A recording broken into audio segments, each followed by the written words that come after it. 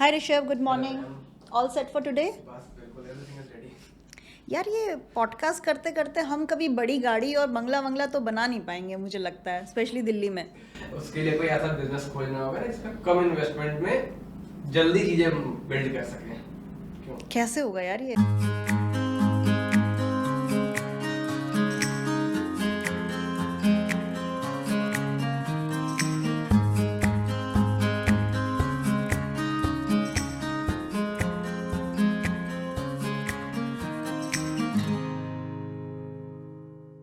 Horticulture sector India के agriculture gross value added यानी GVA में 33% का योगदान देता है। इन फसलों की उपज 320 मिलियन टन तक आकी गई है, जो कि फूड ग्रेन्स के उपज के मुकाबले में काफी ज्यादा है। हैरान करने वाली बात यह है कि इन फसलों में बहुत कम लैंड यूज होता है। जहां फूड ग्रेन्स में 127 मिलियन हेक्टेयर यूज हुआ था, वहीं इन क्रॉप्स में सिर्फ 25 मिलियन हेक्टेयर लैंड यूज हुआ।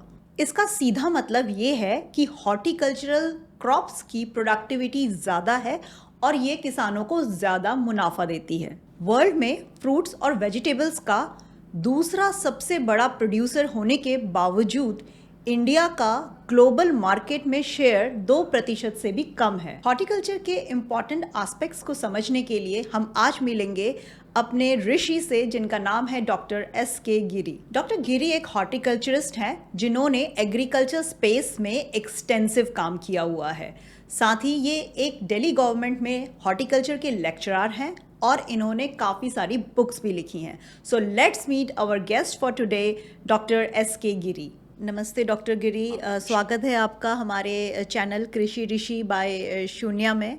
और सर, प्रोग्राम शुरू करने से पहले मैं आपसे रिक्वेस्ट करूंगी कि आप अपनी जर्नी के बारे में, स्पेशली जो आपकी एकेडमिक जर्नी है जिसमें आपने बहुत सारी डिग्रीज़ हॉर्टिकल्चर, एग्रीकल्चर से रिलेटेड हासिल की हैं, उसके बारे में, और आपका एग्रीकल्चर हॉर्टिकल्चर से रिलेटेड जो भी एक्सपीरियंस है वो आप थोड़ा सा डिटेल में हमारे व्यूअर्स को बताएं। आपने जो बुक्स लिखी हैं, आपने काफ़ी बुक्स लिखी हैं इन सब्जेक्ट्स पे, वो सब भी आप थोड़ा सा डिटेल में हमारे व्यूअर्स को बताइए। जी मैडम, मैं डॉक्टर S.K. गिरी, श्री कुमार गिरी। मैंने MSc horticulture, MSc AG horticulture, MSc dairy science और MA agriculture economics, MA education और vocational specialisation, MPhil vegetable science और PhD फ्लोरिकल्चर में किया हुआ है। इसी के साथ साथ मैंने बुक्स का भी लिखने का रखा हुआ है।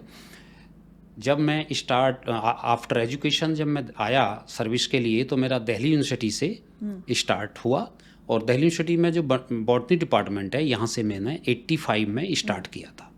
तो बॉटनी डिपार्टमेंट के अंदर जो प्लांट टिश्यू कल्चर टेक्निक्स है, सबसे पहले प्रोफेसर रंगास्वामी एक होते थे, तो उन्होंने सबसे पहले टेस्ट ट्यूब के अंदर टिश्यू कल्चर पायलट प्लांट के रूप में काम किया था। फिर और भी आगे चलते रहे और इस तरह से हम 85 to 90 तक हम दिल्ली यूनिवर्सिटी में रहे। इसके बाद टाटा एनर्जी रिसर्च इंस्टीट्यूट उसके अंदर आए, तो वहाँ पर भी बायोटेक्नोलॉजी डिवीज़न जो प्रोफेसर दीपक पेंटल, जो दिल्ली यूनिवर्सिटी के वाइस चांसलर भी पीछे रहे, उनके साथ काम किया। ऑयल सीड पर उन्होंने काम किया, ICR को उन्होंने हाइब्रिड प्रोवाइड कराए, और जो गोल्डन रेवोल्यूशन जो आया 7 हाइब्रिड उन्होंने ICR को सबमिट किए। उसके बाद जो गोल्डन रेवोल्यूशन आया वो उन्हीं के नाम पर आया, उनको फादर ऑफ गोल्डन रेवोल्यूशन के नाम से भी लोगों ने कहा दिया। इसके पश्चात आभा अग्निहोत्री, जो डॉक्टर आभा अग्निहोत्री ही, उनके टीम में हम रहे। और doctor V Jagannathan, ex director NCL Pune से थे, वो हेड ऑफ द डिवीज़न रहे। उनके साथ साथ काम करने के बाद कुछ एक्सपीरियंस आया। लेह लद्दाख जो ऑफ सीजन नर्सरी हमने ग्रो की, कि एक ही साल में हम 2 क्रॉप कैसे ले पाएँ, क्योंकि हम यहाँ पर रह कर के एक ही क्रॉप ले पाते हैं, क्योंकि क्लाइमेट अलग अलग है। तो लेह लद्दाख में जा कर के हमने दो क्रॉप लिया, यहाँ से हार्वेस्ट किया, लेह लद्दाख में उसको ग्रो किया, और लेह लद्दाख से हार्वेस्ट किया तो दिल्ली क्लाइमेट में उसको ग्रो किया। इसके पश्चात जो बुक्स थी वो मेरी वेजिटेबल साइंस पर और फ्रूट साइंस, ऑर्नामेंटल हॉर्टिकल्चर, इसके साथ साथ फल सब्जी परिरक्षण, और मशरूम प्रोडक्शन, मशरूम के ऊपर 2 हमने लिखी। तो इस तरह से हमारा बुक्स लिखने का भी काफ़ी शौक़ रहा। इसके पश्चात हम 92 में Delhi government directorate of education as a lecturer horticulture appointed हुए और यहाँ पर हमने ये सब एजुकेशन का अध्ययन कराया। और कराने के बाद हमने साइड बाय साइड अपनी नॉलेज को इंक्रीज रखा। IRI है पूसा इंस्टीट्यूट जिसके नाम से हम जानते हैं, वहाँ पर भी हम संपर्क में रहे। अभी पीछे 2023 में 31 अगस्त को डायरेक्टर जनरल ICR और डायरेक्टर दिल्ली गवर्नमेंट जो एजुकेशन से हैं उनके साथ एक मीटिंग स्टेट लेवल पे हुई, तो जिसमें एग्रीकल्चर को बढ़ावा देने का रखा गया। रीज़न ये रहा कि एग्रीकल्चर को बढ़ावा देने के लिए ये है कि फूड 2040 तक कहाँ से कैसे प्रोवाइड किया जाए। तो जो आज की एजुकेशन है या आज जो बच्चे हमारे छोटे हैं या स्टूडेंट छोटे हैं, ये कल को बड़े हों और ये साइंटिस्ट बने, अच्छी एजुकेशन लें और अच्छा प्रोडक्शन ये कर सकें। इसी के साथ साथ जैसे जैसे आगे हुए तो 6 to 10th और 12th यहाँ तक अब हमारी एग्रीकल्चर धीरे धीरे दिल्ली गवर्नमेंट के अंदर स्टार्ट है। और ये फाइनल सिलेबस डिज़ाइन किया। 6 to 8 तक हमने एज ए एक्टिविटी यानी एग्री क्लब के नाम से इसको रखा है। और अब ये इस सेशन से यानी जुलाई से ये स्कूलों में स्टार्ट होगी। तो इससे फ़ायदा ये होगा कि आज का बच्चा जाने कि वीट क्या होता है, कैसे। प्रॉब्लम आई कि भाई फील्ड दिल्ली के अंदर नहीं है, स्कूलों में भी इतना फील्ड नहीं है। तो हमने डायरेक्टर साहब को सजेस्ट किया कि सर ये तो ऐसा है, जो हम इको क्लब चलाते हैं तो वो भी हम पॉट गार्डनिंग ही करते हैं। तो गमले हमारे पास हैं, इतना स्पेस सभी स्कूलों में है कि हम 5 पॉट्स हम लेकर के वीट लगाएं, जो जिस सीजन की क्रॉप आए उसको हम लगाएं। जैसा पेडी है उसको भी हम लगाएं और उसका वाटरिंग सिस्टम या और जो टेक्निक्स हैं उनको कंट्रोल करते हुए।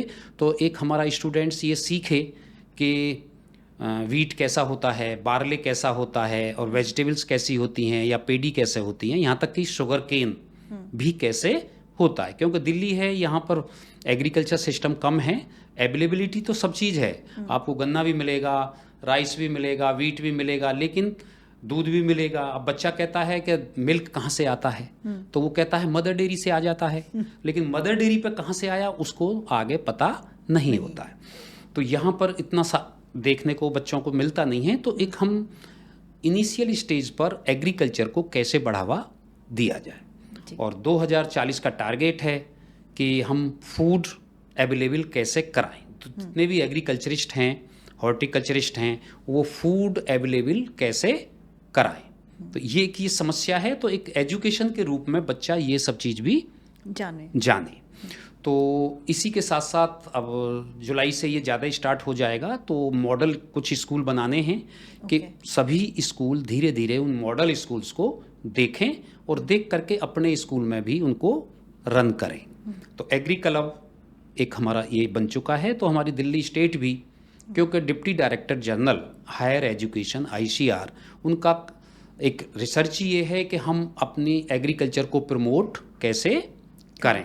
तो एक प्रमोशन में ये आ गया कि दिल्ली स्टेट के लिए हम क्या क्या कर सकते हैं। इसी के साथ साथ जो फार्मर्स हैं वो सब आगे इन सब चीज़ों को देखेंगे। कल को बच्चे भी जब बड़े होंगे, हायर एजुकेशन लेंगे, तो फूड प्रोडक्शन, यहाँ तक कि हमने किचन गार्डन, टेरेस गार्डन, क्योंकि दिल्ली के अंदर जगह कम है तो छत तो सभी में है, फ्लैट्स हैं तो उस पर भी छत है, बालकोनी है, उसमें हम गमले के अंदर वेजिटेबल, फ्लावर्स जो भी आपको इंटरेस्टेड हैं या फ्रूट्स ग्रो कर सकते हैं।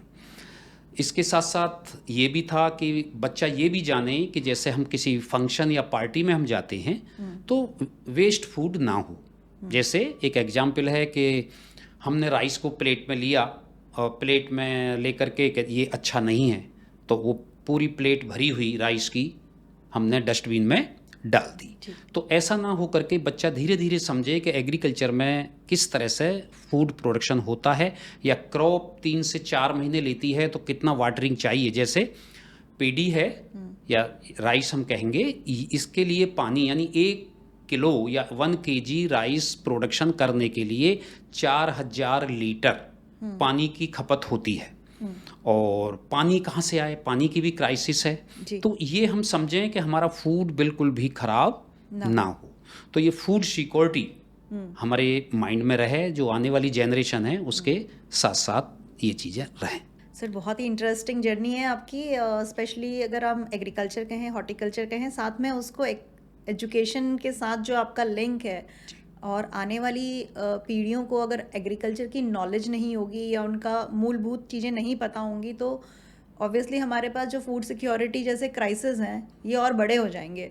तो दिल्ली गवर्नमेंट का भी जो इनिशिएटिव्स आपने एक्सप्लेन करे ये काफ़ी सराहनीय है कि हम स्कूल्स में कैसे इसको लेके जाएं, क्योंकि बच्चों का जो माइंडसेट डेवलपमेंट है वो स्कूल्स में ज़्यादा होता है। बाद में तो वो एक as an subject, as an job उसको वो देखते हैं या करियर उस एजुकेशन को देखते हैं, लेकिन राइट एट द बिगिनिंग अगर हम उनको ये सारी बातें समझाएं तो ये आगे आने वाली जनरेशन के लिए और हमारे फूड सिक्योरिटी के क्राइसिस के लिए बहुत इम्पॉर्टेंट स्टेप्स हो सकते हैं। तो सर जैसे हॉर्टिकल्चर के बारे में काफ़ी लोगों को, मतलब इन जनरल अगर हम बात करें तो आइडिया नहीं है, एग्रीकल्चर हॉर्टिकल्चर सबको एक जैसा ही लगता है। तो हॉर्टिकल्चर डिफरेंट कैसे है, क्या है हॉर्टिकल्चर, फील्ड क्रॉप्स या फूड ग्रेन्स से इसमें क्या डिफरेंस है? जी जी मैडम, हॉर्टिकल्चर जो हमारी क्रॉप साइंस है वो 2 सब्जेक्ट से मिलके बनी है, एग्रोनॉमिकल क्रॉप्स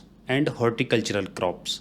एग्रोनॉमिकल में हम जो सीरियल क्रॉप्स हैं, अन्न वाली फसलें, तेल वाली फसलें और दाल वाली फसलें, दलहनीय फसलें, ये हम ज़्यादातर लेते हैं। और जहाँ एनिमल हस्बेंड्री है वहाँ फॉडर क्रॉप्स, ये सब हम एग्रोनॉमी के अंदर लेते हैं। और हॉर्टिकल्चर के अंदर हम वेजिटेबल्स, जितनी भी हमारी वेजिटेबल्स हैं, फ्रूट्स हैं, फ्लावर्स हैं।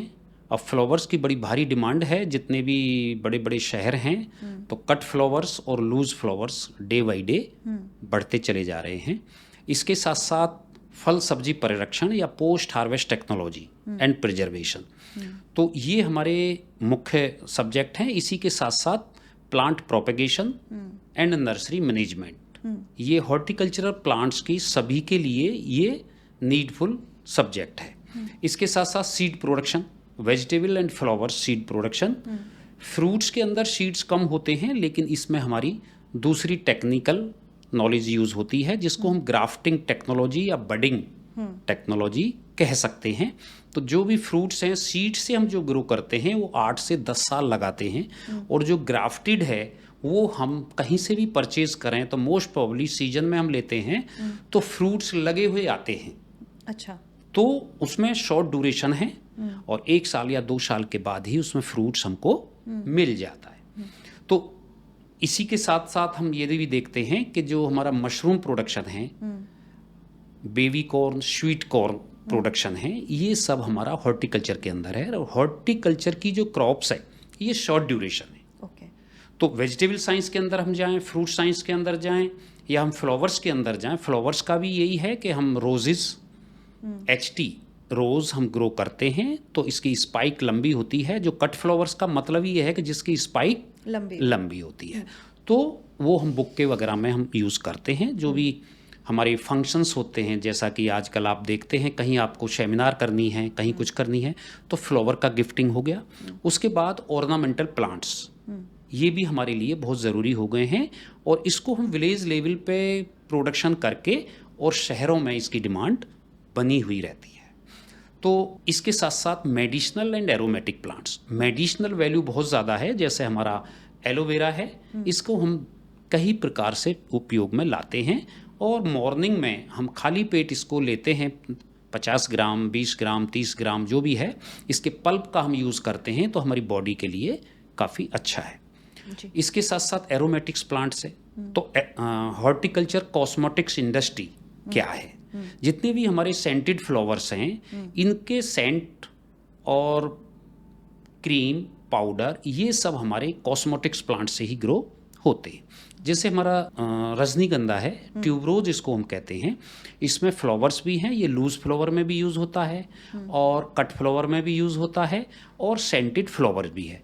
और समर का ये प्लांट्स है, समर में प्लांट्स जो फ्लावरिंग प्लांट्स हैं वो कम होते हैं, रोज होता है लेकिन हाई टेम्परेचर के कारण उतना ग्रो नहीं कर पाता, लेकिन विंटर में बहुत अच्छा है। तो उसके लिए हम ट्यूब रोज को समर यानी अप्रैल से आप इसके बल्ब लगा सकते हैं, कंद लगा सकते हैं और स्पाइक निकल के और हम फिर उसका मार्केटिंग भी कर सकते हैं। तो फार्मर्स के लिए ये है कि जो इसके बल्ब हैं वो भी 4 से 5 बनते हैं और स्पाइक मिलती है, तो डबल उसको बेनिफिट होता है। तो ग्लेड्यूलस है, ग्लेड्यूलस को भी आप ऐसे ही करते हैं, लेकिन वो विंटर क्रॉप है, अगस्त के बाद और फरवरी तक हम उसको ग्रो कर सकते हैं। उसमें भी हमारे बल्ब 3-4 मदर बल्ब निकलते हैं, फिर छोटे कॉर्म्स निकलते हैं। तो उन कॉर्म्स को भी हम इकट्ठे करके हम एक 5 साल का प्रोजेक्ट बनाएं तो हमको दुगना तिगना प्रॉफिट होता है और फ्लावर्स को हम आराम से ग्रो कर सकते हैं। इसी के साथ साथ यदि हम फ्लोरिकल्चर की तरफ देखें तो मैरीगोल्ड है। मैरीगोल्ड का सीड भी सस्ता है, बस थोड़ा सा लेबर है कि जो फ्लावर पल्किंग करना होता है उस वक्त उसमें है, तो उसकी डिमांड भी बहुत ज़्यादा है जी। तो शहरों में भी और गाँव में भी माला के रूप में हम मैरीगोल्ड को कर सकते हैं। तो ये एक फार्मर्स के लिए चैलेंजेस हैं कि हम फ्लोरिकल्चर की तरफ क्यों आएँ। तो एक तो शॉर्ट ड्यूरेशन है और इनकम हमें ज़्यादा होती है। अब वीट हम ग्रो करते हैं या शुगर केन करते हैं तो 4-4, 5-5 महीने लगते हैं। यदि हम वेजिटेबल हॉर्टिकल्चर क्रॉप की तरफ, वेजिटेबल की तरफ देखें, जो लीफी वेजिटेबल हैं, आप स्पिनच पालक उगाएंगे, आप कोरिएंडर उगाएंगे, आप रेडिश उगाएंगे या मस्टर्ड उगाएंगे, चाइनीज़ मस्टर्ड है जो, तो ये हमारी वेजिटेबल्स के लिए मैक्सिमम 35-40 दिन के अंदर तैयार हो जाती है। तो जस्ट लाइक फार्मर्स के लिए वीक मतलब मंथली इनकम स्टार्ट हो जाती है, जिसको फार्मर सेल करके अपनी फैमिली को अच्छे ढंग से चला सकता है, बच्चों को पढ़ा सकता है, अच्छी शिक्षा दे सकता है। इसी के साथ साथ सीड प्रोडक्शन है। अब आपने पालक लगाया, मूली लगाई, आप सीड प्रोडक्शन पर भी काम कर सकते हैं।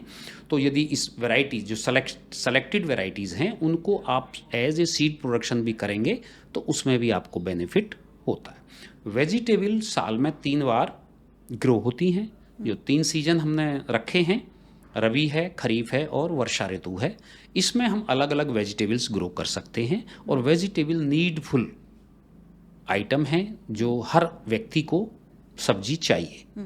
मार्केट में जब जैसे ही हम आएंगे तो मार्केट में हमें डेली का यूज़ होना ही होना है, चाहे आप पोटैटो लें, चाहे आप टोमेटो लें। अब जैसे हाइब्रिड टोमेटो है तो जो प्रोग्रेसिव फार्मर्स हैं वो हाइब्रिड टोमेटो को अच्छे ढंग से करते हैं। इसी के साथ साथ poly house, green house technology develop है, जो अच्छे फार्मर्स हैं तो गवर्नमेंट भी उसको सब्सिडी देती है जी। और उसको सेटअप करके और फार्मर्स को रन करके देती हैं, तो जिसमें हम अच्छे टमाटो ग्रो कर सकते हैं। तो क्रीपर वैरायटीज़ हैं जो आपको 5-5, 6-6, 8-8 फुट तक आपको टमाटो मिलता है।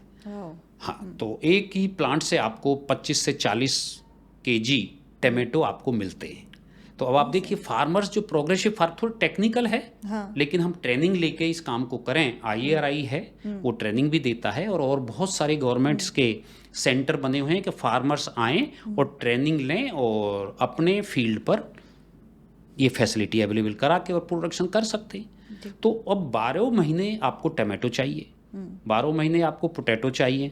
सभी सब्जियां, कुछ कॉमन सब्जियां हैं जो हमें 12 महीने चाहिए, लेकिन इंडियन क्लाइमेट्स ऐसी है कि 12 महीने कहीं ना कहीं कोई ना कोई चीज़ अवेलेबल होती है। तो जैसा कि हम दिल्ली में देखते हैं, दिल्ली के अंदर ट्रेडिंग जॉब है।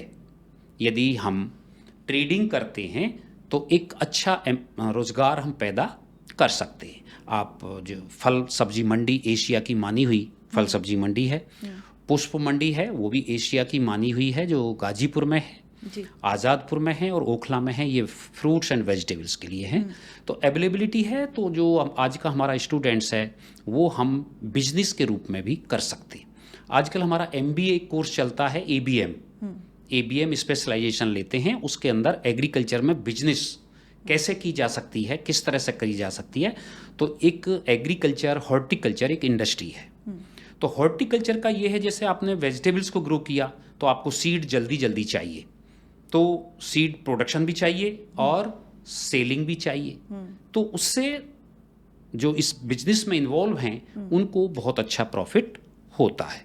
सेल्फ एम्प्लॉयमेंट है, सेल्फ एम्प्लॉयमेंट करते हैं। आज हम इंटरप्रेन्योरशिप और स्किल्ड एजुकेशन का टाइम है। गवर्नमेंट ऑफ इंडिया ये सब चीज़ें एजुकेशन में भी इन्वॉल्व करे हुए है कि इंटरप्रेन्योरशिप एंड स्किल्ड एजुकेशन, कैसे हम बिजनेस माइंड अपने को बनाएं, माइंड सेट कैसे हो जी। जो कि हम दिल्ली गवर्नमेंट के स्कूल हैं इनके अंदर EMC बिजनेस ब्लास्टर।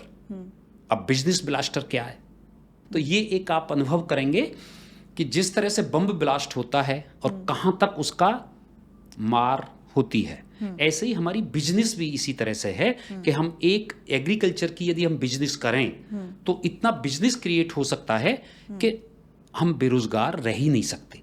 जी। केवल हम ध्यान करते हैं कि गवर्नमेंट जॉब मिल जाए।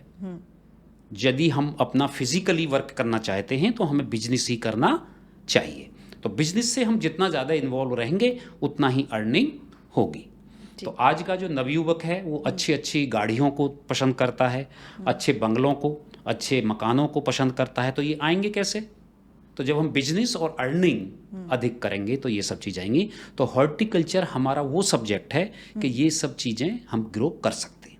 तो शहरों के या कस्बों के आसपास हम हॉर्टिकल्चर वर्क ज़्यादा करते हैं क्योंकि ट्रांसपोर्ट के साधन होते हैं, टाइमली हमें डिलीवर कर सकते हैं डिलीवर करना होता है, मार्केट में पहुंचाना होता है। तो इसके लिए हम पोस्ट हार्वेस्ट टेक्नोलॉजी को अपनाते हैं। पैकेजिंग हमारा कैसा होना चाहिए, इस तरह से जिससे जो हमारा प्रोड्यूस है वो सब बाजार में एज ए फ्रेश पहुंच सके।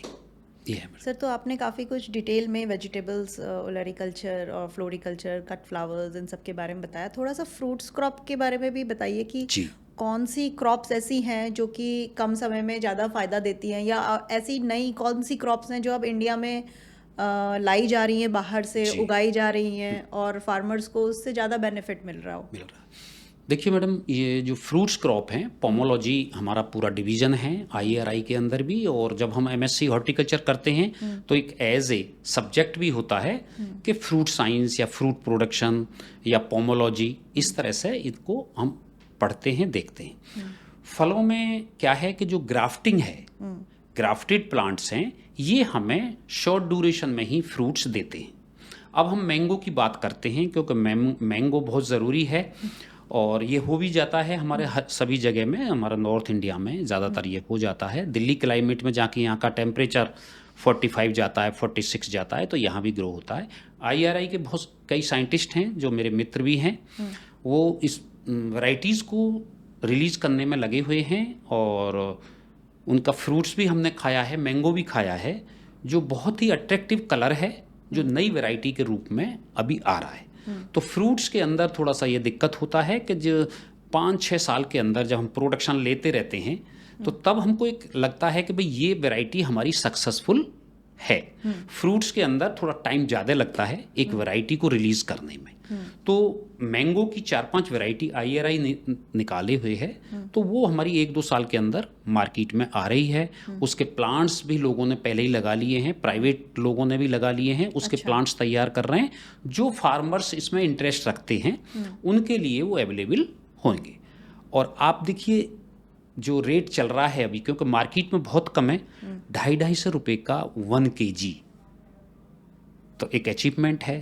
फार्मर्स यदि इसको ग्रो करते हैं, जिनके पास ज़्यादा लैंड है, तो वो मैंगो ऑर्चार्ड लगाएं। इसके बाद आप जैक फ्रूट, कटहल, ये 10-12 साल के अंदर फ्रूट्स करता है, तो ये भी ग्राफ्टेड आने लगा है और आपको 2 साल के 3 साल के अंदर इस पर भी जैक फ्रूट आने लगे हैं।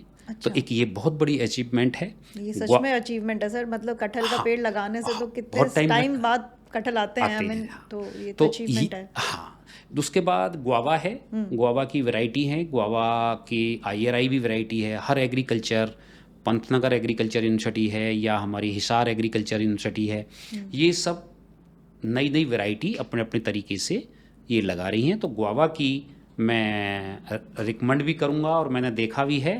वहाँ के 2 वैरायटी मुझे बहुत अच्छी लगती हैं। एक तो इनका हिसार सुरका और हिसार सफ़ेदा।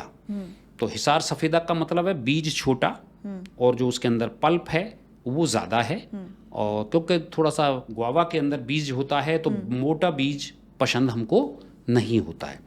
तो इसी तरह से जो हिसार सुरका है उसका भी सीड छोटा है और पल्पी ज़्यादा है और साइज़ भी बड़ा अट्रैक्टिव और कलरफुल है। आप देखिए मार्केट में आप जाते हैं तो रेड गुआवा मिलता है तो आपको अट्रैक्शन होता है। जैसे हम वाटरमेलन से अट्रैक्ट होते हैं कि बहुत लाल है, अच्छा रंग है, अच्छा कलर है, अच्छा मिठास है, ऐसे ही हमारा ये गुआवा है। तो गुआवा को भी हम कर सकते हैं और गुआवा के अंदर एक स्पेशल वैरायटी बताते के साथ साथ इनको हम ऑर्चार्ड के रूप में लगाएं तो इनका प्रोपेगेशन भी हम कर सकते हैं। यानी एक गांव में एक व्यक्ति ने लगाया तो दूसरा व्यक्ति कहाँ से लाए, तो जब बड़ा हो जाते हैं मदर प्लांट होते हैं तो इन्हीं से हम दूसरे पौधे तैयार कर लेते हैं। बहुत ज़्यादा मुश्किल नहीं है, थोड़ा सा सीखने की बात है तो तैयार हो जाते हैं। इसके साथ साथ जैसे एप्पल की हम बात करें, अब कुछ वैरायटीज़ ऐसी एप्पल के अंदर आ गई हैं कि जो हम दिल्ली क्लाइमेट में भी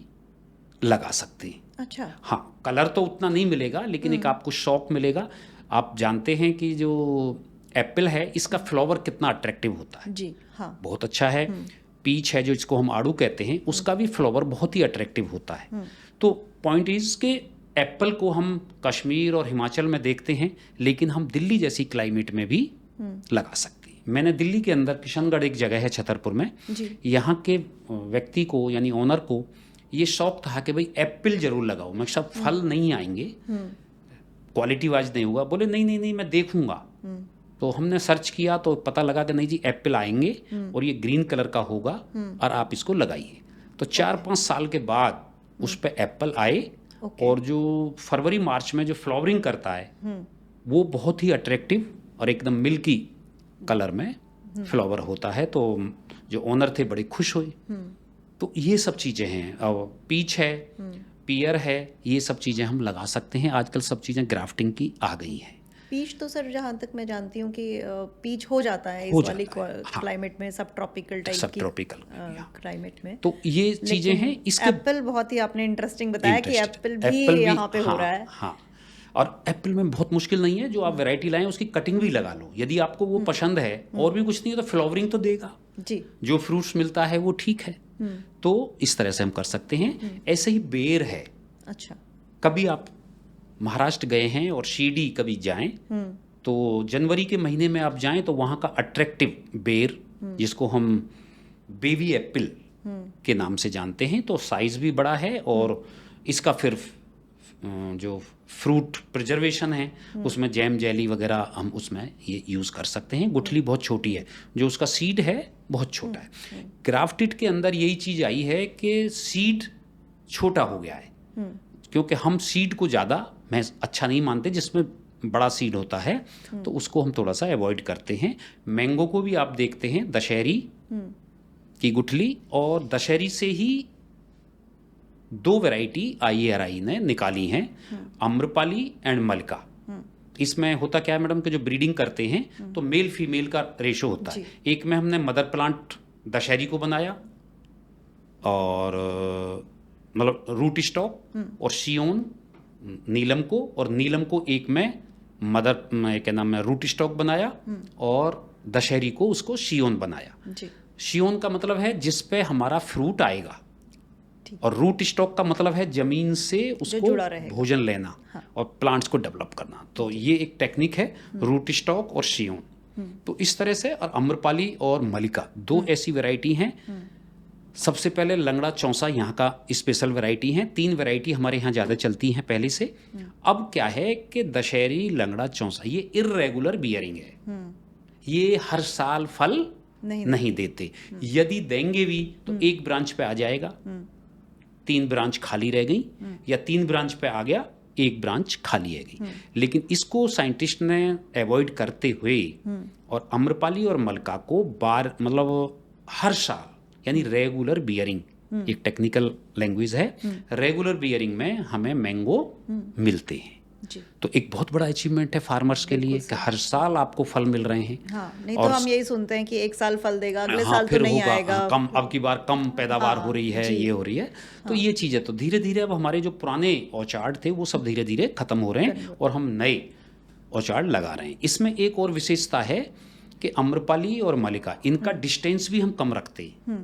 अब बहुत ही ह्यूज ट्रीज हो जाते हैं हमारे लंगड़े चौसा, तो बहुत इतने मोटे मोटे स्टेम इस तरह से देखते हैं जो 50 वर्ष पुराने हैं, तो वो अब हटा के उसकी जगह पर हमारे 3 से 4 प्लांट्स और एक्स्ट्रा हो जाते हैं, जिसको डेंस प्लांटेशन टेक्निक कहते हैं। तो हम ज़्यादा प्लांट्स ले सकते हैं और हाइट भी कम होगी। अब दशहरी 40 फुट ऊंचा हो गया, अब फ्रूट कैसे तोड़ेंगे? तो एक ही समस्या थी। इसको हम इजी वे में तोड़ सकते हैं, हार्वेस्टिंग इजी हो जब जाती है। हाइट नीची है तो आराम से ये हो जाता है। और ऊपर से यदि फ्रूट गिरेगा तो वो ज़मीन पे गिरेगा, ज़मीन पे गिर करके वो भी क्वालिटी उसकी ख़राब हो जाती है। तो ये हम मैंगो के बारे में बता रहे हैं। ऐसे ही हमारा गुआवा हो गया। अब हम आपको एक नई चीज़ दिखाते हैं कि डेट पाम, ओके, खजूर। खजूर को आप अपनी दिल्ली जैसी क्लाइमेट में कैसे लगाएं? अब वो जो हम आपको थोड़ी देर पहले बता रहे थे प्लांट टिश्यू कल्चर टेक्निक्स के थ्रू, अब उसके मेल को रोक दिया गया है। ओके, अब फीमेल आएंगे जो आपको फ्रूट्स देंगे। फीमेल का काम है फ्रूट्स देना और मेल का फर्टिलाइजेशन करना। तो बंच आती है और ये हम करना भी चाह रहे हैं। ये राजस्थान से स्टार्ट हुआ है, जैसलमेर, बाड़मेर, यहाँ पर एक लेबोरेटरी है, उन्होंने इसको प्रोडक्शन किया है और छोटे से ही ये खजूर आने लगा है। सर मतलब आप ये कह रहे हैं कि डेट का प्रोडक्शन इंडिया में भी हो रहा है, क्योंकि अभी तक तो हम ये सुनते आते थे कि सारा डेट बाहर से आता है, क्योंकि इंडिया में वो जो डोका स्टेज होती है राइपनिंग की, वो अचीव नहीं हो पा रही थी। तो टिश्यू कल्चर से उसका जीन्स ट्रांसफर करके, कंट्रोल करके और उसको ड्वार्फ कर दिया। अब आप देखिए खजूर को तो हम ये कहते थे कितना ऊंचा है जी, और किसी मतलब का नहीं है, छाया भी नहीं है, कोई वुड भी नहीं है, कोई ब्रांच नहीं है कि भाई उसको, वो तो सीधा ऐसे जाता था। अब ये छोटा रहेगा और आपको सकर्स, आपने टिश्यू कल्चर प्लांट लगाया क्योंकि वो नेचर है, कौन प्लांट्स सकर्स निकालेगा। जैसे बनाना को आपने देखा जी, बनाना से एक नीचे से पौधा निकलता है, ऐसे ही खजूर से ऑफसेट कहते हैं, वो निकलता है शकर के रूप में। उसको आप हटा के नए पौधे को जन्म दे सकते हैं। आप एक अपनी मिनी नर्सरी डेट पाम की भी तैयार कर सकते हैं। तो एक तो आपने ये समझा कि हम बताना भी चाहते हैं कि नर्सरी हर एक प्लांट्स की, फ्रूट ट्रीज की बन सकती है। स्पेशलाइजेशन आप बन सकते हैं। आप मेरठ में किठौर एक जगह है, यहाँ पर फ्रूट्स नर्सरी सबसे ज़्यादा है। अच्छा, तो वो बनाते हैं और यहाँ तक सब आते हैं, तो लोग वहीं से खरीद करके सब लगाते हैं। तो जो एक्सपर्ट है उसको क्वालिटी है कि मैं गलत काम नहीं करूँगा, तो जो चीज़ कहूँगा वही आपको मिलेगी। तो फ्रूट्स के अंदर ये है, आपने लगाया 2-3 साल 4 साल आपने उसकी सेवा की और पता लगा कि जी इस पे तो फ्रूट ही नहीं आ रहा। अब जैसे पपाया है, पपाया का भी बहुत अच्छा चल रहा है। पपाया को हम पूषा की वैरायटीज़ हैं, और आप कच्चा पपीता भी मार्केट में देखते हैं। और आप जानते हैं पपीता सबसे पहले डॉक्टर जो बताता है मरीज को तो पपाया का ही कहता है कि आप पपीता ले सकते हैं, एप्पल ले सकते हैं, हैवी फ्रूट्स नहीं लेंगे। तो पपाया वैसे भी हल्का है और इसके अंदर पैक्टिन होती है जी, जो हमारे मेडिसिनल इंडस्ट्री को भी डेवलप करती है। जो वाइट कलर का दूध निकलता है फ्रूट से, कच्चे फ्रूट से, तो उसको हम पेपेन के नाम से जानते हैं। और उसको इकट्ठा करके एंजाइम, जो लाख रुपए के इंजेक्शन बनते हैं, उस तरह से हम उसको इंडस्ट्री के रूप में यूज़ कर लेते हैं। और पका हुआ पपीता आप खाते ही हैं मार्केट से। अब इसका हाइब्रिड आ गए हैं, तो पपीते के अंदर सबसे ज़्यादा कैरोटीन होती है, क्योंकि जो पुरानी वैरायटी थी वो येलो ज़्यादा होती थी जी। अब हम येलो को पीछे करते हुए अब हमको ये रेड कलर के मिलने लगते हैं। हाँ। तो टेस्ट भी है। तो इस तरह से हम पपाया की भी वैरायटी कर सकते हैं। और आपका सिट्रस है, सिट्रस में भी आप कर सकते हैं। सिट्रस से आप बायो एंजाइम भी बना सकते हैं। आप 1 kg संतरा ले आए, आपने खा लिया, छिलके को फेंक दिया हमने, तो हम फेंके ना, उसके छोटे छोटे पीस करके 2 लीटर की बोतल में डाल दें, 1.5 लीटर पानी रखें, हफ्ते में एक बार उसको हिला दें, और आफ्टर 15-20 डेज अपने पौधों में उस पानी को दें। अच्छा, तो ऑर्गेनिक बन गया। हाँ। प्लांट टू प्लांट आ गया। तो केमिकल कुछ नहीं है, तो वो एक एंजाइम का काम करता है ग्रोथ के लिए। तो ग्रोथ रेगुलेटर की तरह वो काम करता है। तो एक ये भी फायदा है। मौसमी है, ये हमारे सारे जो कॉस्मेटिक इंडस्ट्री है, इसमें इसके ऑयल निकलता है और इसका पाउडर भी बनता है। ऑरेंज को भी आप ऐसे ही कर सकते हैं। आप नींबू देखिए, नींबू का हम पानी भी पीते हैं, निचोड़ के भी खाते हैं, रस भी पीते हैं, और नींबू का अचार भी हम डाल सकते हैं। तो नींबू भी बड़ी भारी इंडस्ट्री है। आप मार्केट में आप देखते हैं पानी पिलाता है नींबू का पानी, और वो छिक्कलों को फेंक देता है, उसे पता ही नहीं है बेचारे को कि इसको क्या कर सकते हैं। उसका आप अचार बनाइए, बहुत ईजी है। और आप देखते हैं छोटी नारंगी होती है, चाइना ऑरेंज कहते हैं जी। उसको, आप उसका और ऑरेंज का मार्मलेड बना सकते हैं, तो आप खा सकते हैं। तो जैम जेली की तरफ हम चले जाते हैं, पिकल्स की तरफ चले जाते हैं, आम का अचार, नींबू का अचार, मिर्च हमारी 4-5 तरह की हैं, उसका अचार किस तरह से बनाएं, कैसे करें। तो विलेज लेवल से लेकर के और ये अर्बन तक एक इंडस्ट्री का काम करती है। तो ये है मैडम। सर, तो आपने सारे क्रॉप्स के, हमें हॉर्टिकल्चर क्रॉप्स जितनी हैं इनके आपने हमें काफ़ी यूजेस बताए, बेनिफिट्स बताए, स्पेशली कि फार्मर्स कैसे बेनिफिट ले सकते हैं इनसे। सर, इन क्रॉप्स का अगर हम कहें कि एनवायरनमेंट के लिए क्या इम्पैक्ट है जी, तो वो थोड़ा सा हमें वो भी बताएं, क्योंकि हमें जैसे पता है कि जो फील्ड क्रॉप्स हैं या जो ऑयल क्रॉप्स हैं या बाकी फूड ग्रेन क्रॉप्स हैं, ये कहीं ना कहीं हमारे एनवायरनमेंट को एडवर्सली इफेक्ट कर रही हैं। यस। और हॉर्टिकल्चर क्रॉप्स के बारे में थोड़ा बहुत जो मैंने सुना है वो ये है कि ये एनवायरनमेंट के लिए अच्छी हैं। तो सर थोड़ा सा इसके बारे में भी डिटेल में बताएं कि ये क्यों किस अच्छी तरह से हमारे एनवायरनमेंट को पॉजिटिवली इम्पैक्ट करती हैं। बिल्कुल मैडम। तो देखिए, जो एनवायरनमेंट को हम शुद्ध कैसे करें, सबसे बड़ी बात यह है कि प्योर एनवायरनमेंट हमारा कैसे रहे। इसमें हॉर्टिकल्चर क्रॉप्स का जो रोल है ये इस तरह से है कि हम ऑर्नामेंटल प्लांट्स ग्रो करते हैं। हम जैसे ऑर्चार्ड हमने अभी बात करी थी, तो हम उसमें क्रोटोन लगा सकते हैं छाया में, क्योंकि जो ऑर्चार्ड लगाएंगे तो छाया रहेगी, वृक्ष ऊपर निकल जाएंगे तो एक तो डस्ट नहीं उड़ेगी। नीचे आप पौधे छोटे और लगाएंगे, मनी प्लांट आप लगा सकते हैं, क्रीपर की तरह वो बेल उसको फैलेगा। क्रोटोन लगा सकते हैं, और जैसे रेबिस पाम आपने अपने ऑफिस में ही रखा है तो रेबिस पाम को भी आप लगा सकते हैं। ये सेमी शेड में चलने वाले पौधे, इंडोर तो हैं ही हैं, लेकिन सेमी इंडोर में यानी खुले बरामदे में आधी धूप आए आधा छाया रहे तो ये चल सकते हैं। तो ये इसलिए अच्छे हैं कि एक तो ये डस्ट को दबा के रखते हैं, दूसरा ग्रीनरी आपको हमेशा मिलेगी, क्योंकि पेरेनियल हैं तो पेरेनियल प्लांट्स जो है वो हमेशा ग्रीन रहेगा। जहाँ लग गया है वहाँ डस्ट, आपको वाटरिंग भी करना पड़ेगा, तो एक तो डस्ट पॉल्यूशन जो होता है वो आपका नहीं होगा, और ग्रीनरी आपको देखने को मिलेगी। ग्रीनरी का मतलब है ग्रीन एनवायरनमेंट। जितना हम ग्रीन एनवायरनमेंट देख सकेंगे तो ये ऑर्नामेंटल प्लांट से हो गया। अब आप बड़े बड़े शहरों में आप देखेंगे पार्क लगाया और ग्रासेस लगा दी, लॉन जिसको हम कहते हैं, लॉन लगा दिया। तो लॉन का लगाने का मतलब एक तो वहाँ डस्ट नहीं उड़ेगी, दूसरा आप जब जाएंगे मॉर्निंग इवनिंग और विंटर में तो आप पूरे दिन बैठ सकते हैं, धूप सेक सकते हैं, और ग्रीनरी वहाँ से आप ले सकते हैं। तो बुजुर्गों के लिए, बच्चों के लिए घूमने फिरने का भी स्थान बनता है और ग्रीनरी हमको देखने को मिलती है। तो अब हम एग्रोनॉमिकल में नहीं देख सकते। आपका वीट हो गया तो खेत ड्राई हो गया, अब आपको सूखा सूखा, और आपने प्लाउइंग कर दिया। प्लाउइंग करना पड़ता है क्योंकि सनलाइट भी फील्ड को लगाना जरूरी हो जाता है, तो उससे फिर डस्ट भी उड़ती है। मोस्ट प्रोबेबली मई जून में हवाएं चलती हैं, तेज हवा होती है, आंधी आती है, तूफान आता है, तो उससे डस्ट ज़्यादा उड़ता है। तो और जो फ्रूट ट्रीज हैं ये पेरेनियल हैं। एग्रोनॉमी फील्ड क्रॉप में या ग्रेन क्रॉप्स के अंदर पेरेनियल नहीं है, तो वो आफ्टर 3-4 मंथ हार्वेस्ट करना पड़ेगा। अब आप गन्ने को कह सकते हैं कि वो सालों साल रहता है, तो 1-2 क्रॉप से नहीं होता है। और नर्सरी जो हम कर सकते हैं वो केवल पेडी, एग्रोनॉमिकल जो क्रॉप्स हैं उनमें पेडी जो धान है उसी की हम नर्सरी कर सकते हैं। और हॉर्टिकल्चर में हर एक क्रॉप की नर्सरी, पहले कुकर बीट्स की हम नर्सरी नहीं करते थे, अब हम कुकर बीट्स की भी नर्सरी करने लगे हैं। और मीडिया आ गए हैं, उनके अंदर वायरल डिजीज़ वगैरह ये कम होती हैं, स्टेराइल होते हैं। तो हम प्रोटेक्टेड कल्टीवेशन के साथ साथ प्रोटेक्टेड नर्सरी भी तैयार कर सकते हैं। तो जब हम नर्सरी तैयार करेंगे तो डस्ट हमारा रुका, और जो टेम्परेचर है वो वहाँ का मेंटेन रहता है, क्योंकि आपको वाटरिंग करना पड़ेगा, तो वहाँ का टेम्परेचर कभी हाई नहीं जाएगा।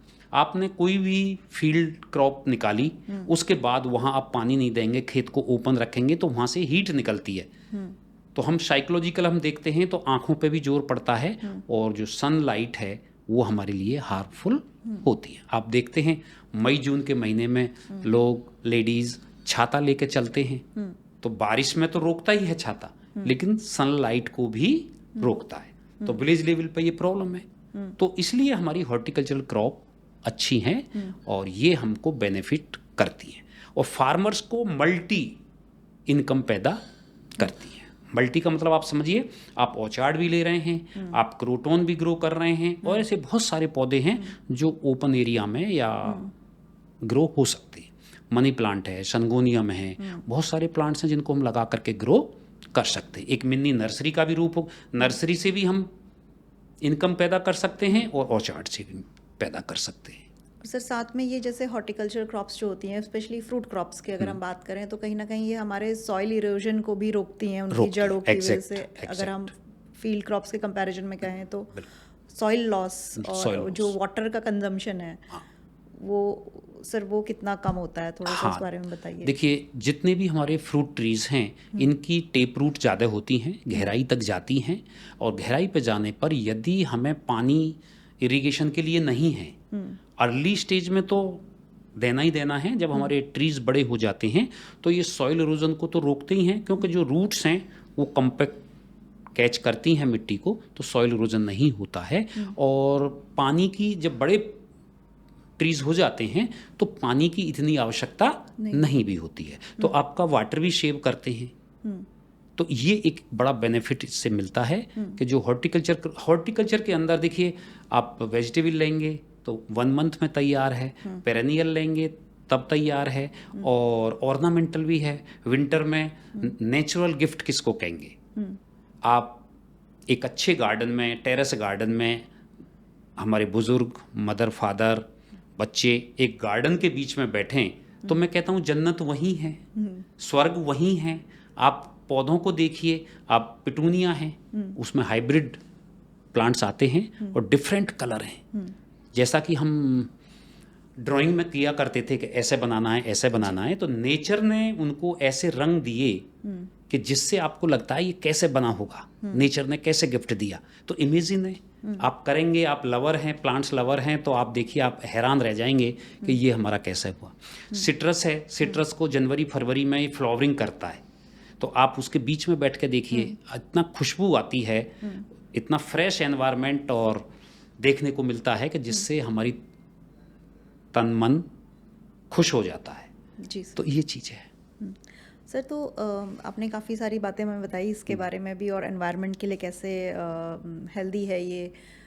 सर सेकेंडली अगर हम ये देखते हैं कि जो इंडिया का फ्रूट वेजिटेबल प्रोडक्शन है, ये वर्ल्ड में कहीं हम सेकंड नंबर पे आते हैं प्रोडक्शन के मामले में, और पीछे कुछ सालों में हमारी प्रोडक्टिविटी भी काफ़ी बढ़ी है। मतलब आज से 10 साल में हमारी प्रोडक्टिविटी कम से कम 30 से 35% प्रोडक्टिविटी हमारी इंक्रीज़ हुई है।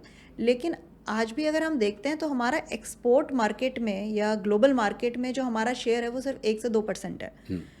तो सर इसके क्या वजह हैं, और जो हमारी पोस्ट हार्वेस्ट लॉसेस जो हैं, जो कि अभी भी 15 से 20% तक है, तो इस सब का क्या उपाय हो सकता है? मतलब क्या सजेस्ट करेंगे आप कि फार्मर्स उन टेक्निक्स को अपनाएं कि हम लोग एक तो एक्सपोर्ट मार्केट को कैप्चर कर सकें और साथ ही हम अपने पोस्ट हार्वेस्ट लॉसेस बचा सकें? वो भी बचा सकें, बिल्कुल ठीक है मैडम। देखिए, पोस्ट हार्वेस्ट टेक्नोलॉजी ये है तो पहले से ही, पहले ये सब्जेक्ट इतना नहीं था, लेकिन आज की डेट में फ्रेश वेजिटेबल, फ्रेश फ्रूट्स या फ्रेश प्रोड्यूस कैसे हम ले पाएँ, तो पोस्ट हार्वेस्ट टेक्नोलॉजी एक सब्जेक्ट के रूप में उभरा, और इसको हम ताज़ा किस तरह से सब्जी को बनाएं। देखिए, आप लौकी है, तुरई है, कोई भी चीज़ है, हम पत्ती के साथ या डंठल के साथ यदि तोड़ते हैं तो उसकी जो लाइफ है, जो सेल्फ लाइफ है, वो एक्सटेंड होगी। तो एक्सटेंड रखने के लिए यदि 10 दिन तक हमारी लौकी या 5 दिन तक हमारी लौकी फ्रेश रहती है तो हम उसका मार्केट वैल्यू बढ़ा पाएंगे। अब आप देखिए, कुछ ऐसे कंट्रीज़ हैं जैसे दुबई है, 4 घंटे 5 घंटे में फ़्लाइट हो जाती है। हम शाम को वहाँ एक्सपोर्ट करते हैं। तो इसका थोड़ा सा है, एपीडा है, तो गवर्नमेंट ऑफ इंडिया का एक एजेंसी है एपीडा, वो एग्रीकल्चर प्रोड्यूस को कलेक्ट करती है और क्वालिटी अच्छी होने के कारण ही हम एक्सपोर्ट कर सकते हैं। फार्मर्स क्या है कि जो वेजिटेबल ग्रो करता है उसका पैकेजिंग कैसे है, मार्केट तक पहुंचाना कैसे है, वहाँ थोड़ी प्रॉब्लम आती है, क्योंकि फार्मर्स थोड़ा अनपढ़ है अभी, तो वो टेक्निकल उस चीज़ को समझ नहीं पाता कि पैकेजिंग हम कैसे करें। अब मान लो आप तोरी लेते हैं, तोरी बहुत ही आपने अर्ली फ्रेशनेस देख करके उसको पिल्क कर लिया, पिल्क करके आप सटा के रख रहे हैं। अब उसके ऊपर एक बंडल, फिर दूसरा बंडल, फिर तीसरा बंडल हम रख देते हैं। तो जो पोस्ट हार्वेस्ट हैंडलिंग है वो हमारा जब तक अच्छा नहीं होगा तब तक हमको ये प्रॉब्लम आएगी। अब इसको अच्छा किया कैसे जाता है, तो कुछ पेटियां आ गई, जैसे क्रेट आप देखते हैं आजकल मार्केट में जो प्लास्टिक की क्रेट हैं, तो इनका इस तरह से ढांचा तैयार किया गया है कि इसके अंदर जितना भी मटेरियल है, मान लो तोरी आपने रखी है, घिया आपने रखा है, करेला आपने रखा, टमाटो रखा, जो खराब होने वाली चीज़ें हैं, जो दबने वाली चीज़ें हैं, वो रुक सकें। अब आप देखिए ब्रिंजल है, बहुत अच्छा है, बहुत ताज़ा है, लेकिन वो बोरे में भर दिया, बोरे में भर करके टेम्पू में, ट्रक में वो आ गया, उसके ऊपर 10 बोरे रखे हैं, तो नीचे वाले का क्या हाल होगा जी। तो वो दब जाता है, तो उसकी क्वालिटी खराब हो गई। एक्सपोर्ट क्वालिटी में यह है कि फ्रेशनेस उसमें ज़्यादा आनी चाहिए। तो ये हमें अभी अपने ट्रांसपोर्ट का, पैकेजिंग का और अभी हमें बढ़ाना होगा। हालांकि गवर्नमेंट ऑफ इंडिया ने पैकेजिंग मटेरियल इस पे बहुत ज़्यादा पिछले दिनों में जोर दिया।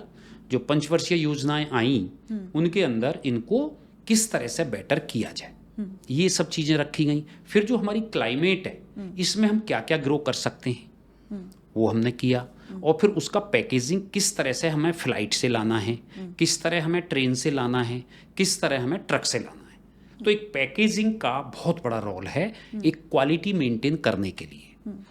तो लौकी, तुरई जिसके अंदर डंठल है, अब आप ताजगी कैसे पहचानेंगे कि ये लौकी फ्रेश है, तो उसको डंठल सहित तोड़ें, करेले को तोड़ें, तुरई को तोड़ें। जो समर की वेजिटेबल्स हैं, समर में वाटर वेपोरेट ज़्यादा होता है, सनलाइट, हॉट एयर ज़्यादा होती है, तो जिसके कारण से वो जल्दी ख़राब होने की स्पॉइल हो जाती हैं, दबने लगती हैं। तो हमें गीले कपड़ों में, गीले जूट के बोरों में उसको ऐसे ढंग से रखें कि उसमें ताजगी, मॉइस्चर बना रहे। तो पैकेजिंग हम ऐसे ढंग से करें कि 2 दिन तक भी हमारी वेजिटेबल या फ्रूट्स रखे रहें। तो हम अब आप देखिए स्पिनिच है, आप खेत में काट रहे हैं विंटर में, क्योंकि विंटर की क्रॉप है ज़्यादातर ये, तो आप इसलिए रिकमेंड करते हैं साइंटिस्ट कि भाई मॉर्निंग या इवनिंग में आप हार्वेस्ट करिए। अच्छा। रीज़न कि हाई टेम्परेचर ना हो। तो शाम को ठंडा मौसम हो गया, सुबह को 4-5 बजे या 6 बजे तक ठंडा मौसम होता है, उसमें जो फसल हैं या लीफ हैं वो उनका वाटर वेपोरेट नहीं होता, तो मुरझाती नहीं है। फ्रेश मुरझा गई तो फिर वो सीधी भी नहीं होंगी, तो वो बेकार हो गया। तो ये हमें समझना और समझाना पड़ेगा कि फ्रेशनेस करने के लिए साथ के साथ आप पैकिंग करें और पैकिंग करके छाया में रखें। तो ये चीज़ें हमें जब तक नहीं अपनाएंगे तब तक ये है। और जो वेस्ट है हमारा, लॉसेस जो हो रहे हैं, इनको भी हमें कंट्रोल करने इसी तरह से रहेंगे। जितना ताज़ापन रहेगा उतनी ही हमारी ड्यूरेबिलिटी बढ़ेगी जी। तो हम एक्सपोर्ट भी कर पाएंगे। मान लो हमें किसी भी कंट्री में भेजना है तो हमें 1 हफ्ता चाहिए, तो ऐसी वेजिटेबल्स, ऐसे फ्रूट्स हमें ग्रेडिंग करके रखें कि जो हम आगे भेज सकें। तो ये चीज़ है। धन्यवाद डॉक्टर गिरी, आज आपने हमें और हमारे व्यूअर्स को बहुत ही डिटेल में fruits, vegetables, floriculture, medicinal crops और इन सब लैंडस्केपिंग, कट फ्लावर्स, इतनी डिटेल इन्फॉर्मेशन दी है। शायद मैं भी एमएससी से एग्रीकल्चर और हॉर्टिकल्चर से हूँ, बट ये सब सुन के दोबारा से मेरी सारी नॉलेज तरोताज़ा हो गई है, बिल्कुल ताज़े फ्रूट्स और वेजिटेबल्स की तरह।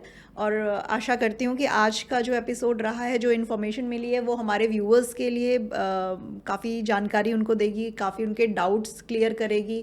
प्लस जो हमारे फार्मर्स हैं जो पारंपरिक फसलों उगा रहे हैं वो थोड़े से कन्वर्ट हों और हॉर्टिकल्चरल फसलों को प्रयोग में लाएं। तो सर थैंक यू हमारे स्टूडियो में आने के लिए, अपना वक्त निकालने के लिए। कृषि ऋषि बाय शून्या की पूरी टीम की तरफ से आपको बहुत बहुत धन्यवाद। Thank you so much. Thank you madam, आपने मेरे को यहाँ बुलाया और मेरे 2 शब्दों का आपने उपयोग किया। मैं भी चाहता हूँ कि स्टूडियो के लिए भी और हमारे जितने भी फार्मर्स हैं और जो भी यंग ब्लड हैं, जो कृषि स्नातक स्नातकोत्तर जितने भी लोग हैं, इन सब चीज़ों को अपनाएं और अपने स्वरोजगार प्राप्त करके आगे, जो मैंने पीछे कहा कि आप बड़ी से बड़ी गाड़ी लें, बंगला लें और भी लें, तो ये बिजनेस से ही संभव हो सकता है। धन्यवाद मैडम। तो बड़ी गाड़ी और बंगले के लिए क्या आप भी हॉर्टिकल्चरल क्रॉप्स का बिजनेस शुरू करेंगे? Thank you for watching us today and do subscribe for more such episode.